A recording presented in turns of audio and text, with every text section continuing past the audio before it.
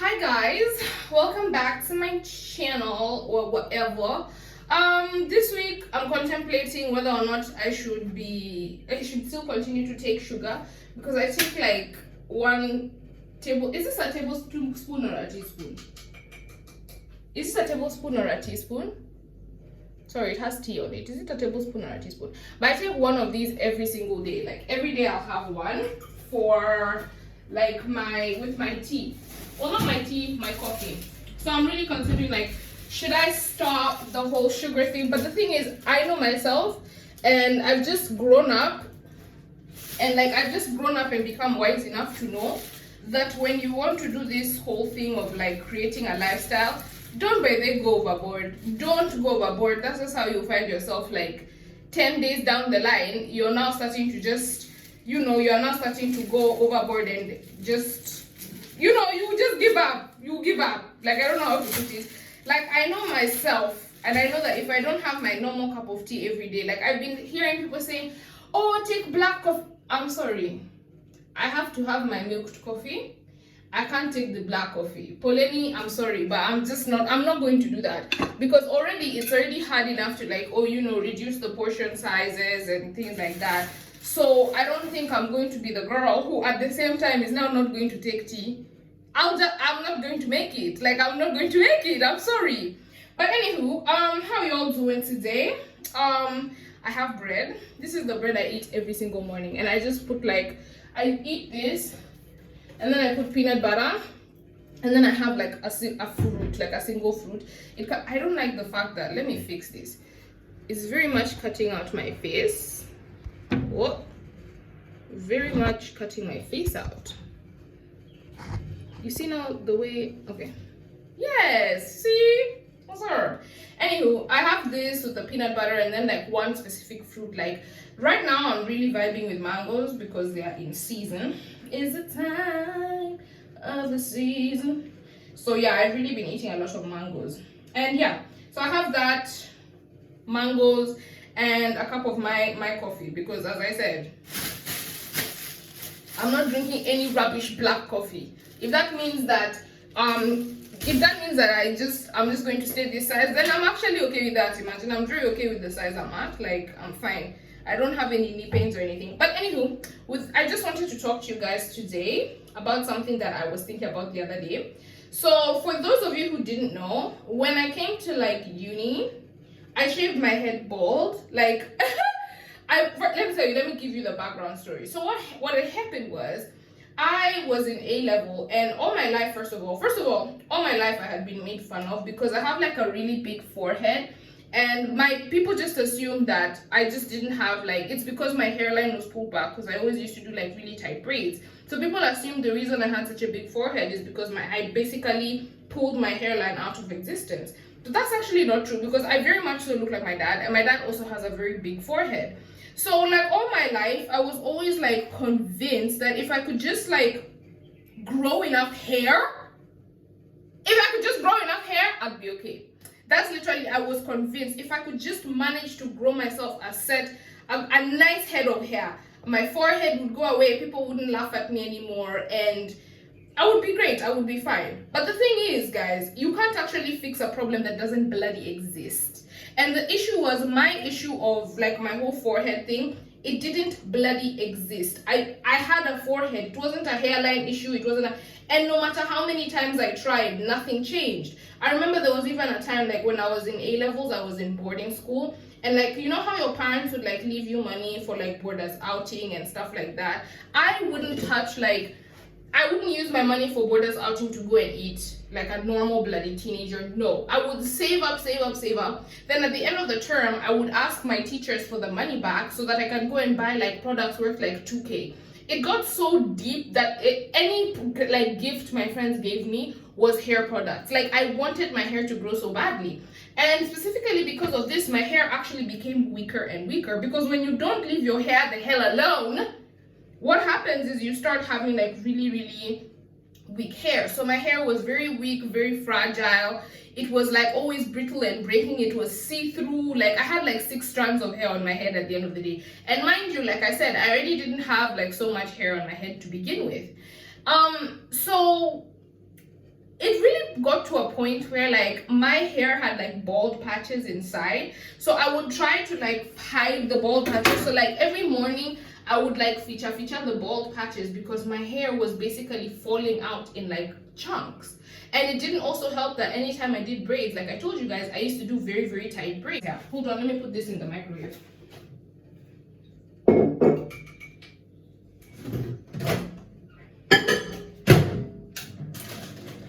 Anyway, yeah, so anytime I would do the braids, my hair would be basically disseminated. Already it was falling out, the braids only made it worse, it only fell out more. So now the problem became that, as for me, I personally didn't stop. Like I still wanted to continue. I just thought maybe if I like pushed harder, if I tried more, the hair would actually grow out, would grow in or would grow out.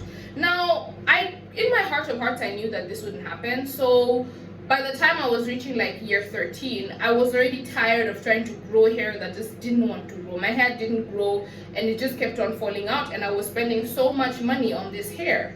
And you know, year 13, we were now doing our our final exams, and just the stress of the hair and everything combined together, and I was like reaching a state of depression, because I was like, I'm not understanding school. Not only am I not understanding school, also I'm trying to literally, you know, grow my hair and nothing is changing. So the height of my frustration was reached when I went to my final exam for for economics. So I really found econ really hard. Like all the time, all the way through high school, I found economics really, really hard. So for year 13, I had read my best. Like I don't think I've ever read for a subject that I read for economics. And I read for economics, and still at the end of the day, the exam came and I was still confused. Look at how beautiful that is. The exam came and I was still very much confused as to what's going on. When I came out of the exam, I was really, really pissed off, understandably. And I went to the dorm, you guys, and imagine I just cut my hair. I literally went to the dorm, and I know my roommate, like my friend, who's also my roommate, I went into the dorm, she was in the room. And I just grabbed scissors, left the room, and I just cut my hair. I just went into it, I was over it. And I think that was like the last straw. That was like the tipping point for the girl. The girl couldn't do it again. I cut my hair, and now as I cut it, you could really see like the bald patches on my scalp. And it was really, really bad. Like when I tell you guys it was really bad, it was really, really bad. So after that, my boarding mistress came in. She was coming to tell us to go for dinner. She saw that the girl has had an entire mental breakdown. She shaved her head, and it really looked bad because there was now like bald patches inside. So she offered to like take me to go and shave the hair like completely, and I was like, oh, okay, cool then. We went, I got like an entire shaved head bald look, and from then on I shaved my head twice more, like 2 times more. So by the time I was coming to uni, like right before I came to uni, I shaved it again and I was bald when I came. And this is where my dependency on wigs started. And you guys, the place that I came to do university, I came to Mauritius to do my uni, and do you know hot heat? Do you know hot heat? Do you know hotness? This place is so hot. Like, you know, when you think of a paradise island, you're like, oh my god, beautiful place. A very beautiful place, by the way. Mauritius is mwah, chef's kiss, beautiful place. But when I tell you I was not prepared for the heat, the girls were not prepared for this heat. I landed, and I just immediately the plane opened like this. I said, immediately the plane opened like this, I just said I messed up. I made a mistake. I did a blunder. And I remember how I would literally never take off my wig. I would never take off my wig, to the point where I got a line over here, because like I'm telling you, it's really hot, so the rest of my face is burning. But because my wig, I used to wear it over here, and all this was like free space, I got like I got a defined line over here, and like you could see the skin discoloration and everything. And I just realized that I was dependent on wigs for the last 3 years of my life. Like I couldn't go out without a wig. I had to always have a wig on, or if I don't have a wig on, I have a head wrap. But if I'm going to school, if I'm going out like to the beach or something, I was going to the beach with a wig. Oh my god, you know what I'll never forget? there was one time, right, I was with my roommate, her name was Clarice, and some guys really liked Clarice, and so he came over with his friends. So me, I'm there, and I'm in my wig, because no, when I tell you, nobody has ever seen me without my wig, like, not now they've seen me, but no one had ever seen me wigless. And these guys, like, they came over, and we were like, the building we were staying in had like a swimming pool, like a public pool. Bros, these people are like, let's go and swim.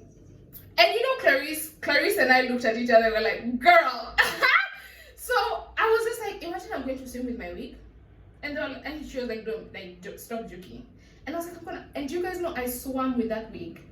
And then at a point when we were swimming, one of the guys is just like, oh, let's do a swimming race. I was underwater holding my wig, swimming and doing, as I'm swimming, holding my wig. Like, do you know it's not by force that you have to look like a bad bitch? It's not by force. It's not by force.